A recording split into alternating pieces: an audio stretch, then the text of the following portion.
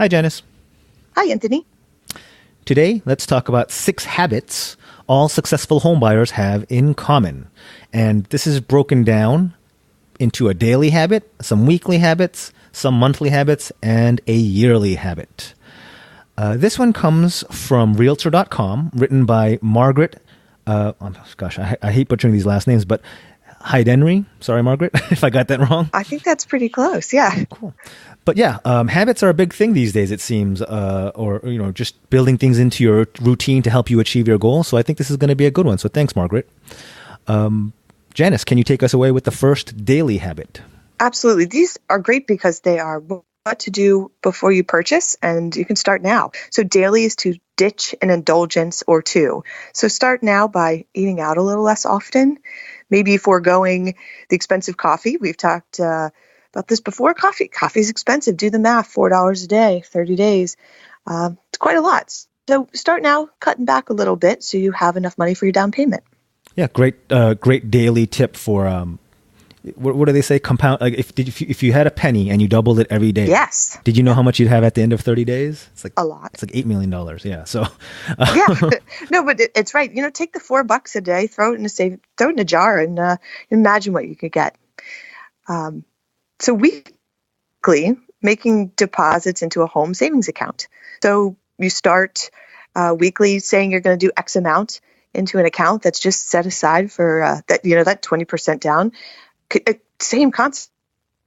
Could you imagine if you saved even $10 a week just for the past however long?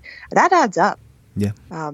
It's definitely important. Just try it. A couple bucks here or there. Then you get a good week and you put more in there, and you would imagine how quickly it starts adding. And in along the concept of making this a habit, you automate as much as you can, so you don't have to think about it. You don't have to exert willpower to make this happen. So instead of weekly, maybe bi-weekly with your paycheck, right? And just have X number of dollars from your paycheck automatically go to your home savings account. You don't think about it anymore. It's like it's not your money anymore. It's in the home savings account. And it's brilliant. Yeah, absolutely. So Margaret says, number 3, weekly, start attending open houses. See what you like. Get a feel for the homes that you're thinking about. It gives you a good idea of the area. Maybe you're not quite ready, but just go look. It'll definitely help you get started in the process of seeing what you want. Because it might look different than it is, when you're looking online. Oh, yeah. I mean, there's no replacement for real world experience. Reading about neighborhoods that you're interested in is totally different from walking around during the day and during the night. We talk about this in my book, available on Amazon. Home Buyer's Guide, or How to Buy Your Perfect First Home, Home Buyer's Guide.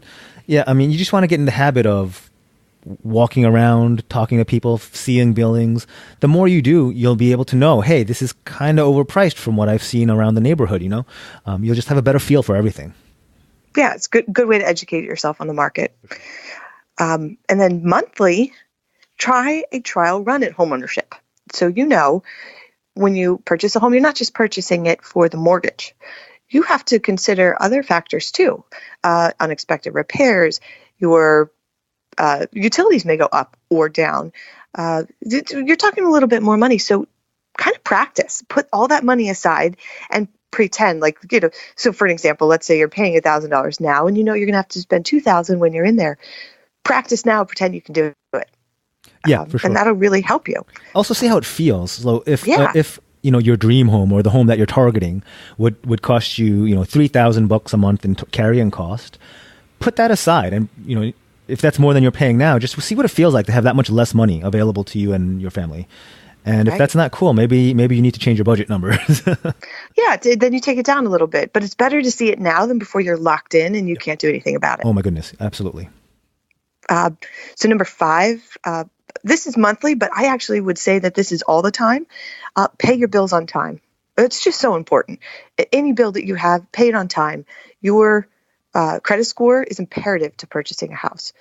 You can, I guess, buy a home with a lower credit score, but the higher, it's going to be easier.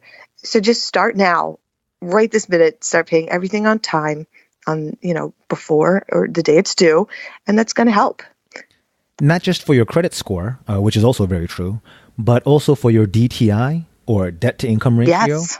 So again, this is talked about we talk about this in my book, but you want to make sure that one of the major thing banks and even homeowners associations and condo boards look at is the ratio of how much debt you carry per month as compared to how much income you have coming in per month.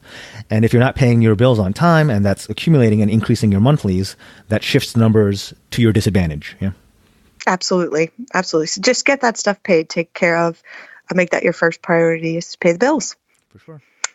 And lastly, Margaret says yearly, check your credit report.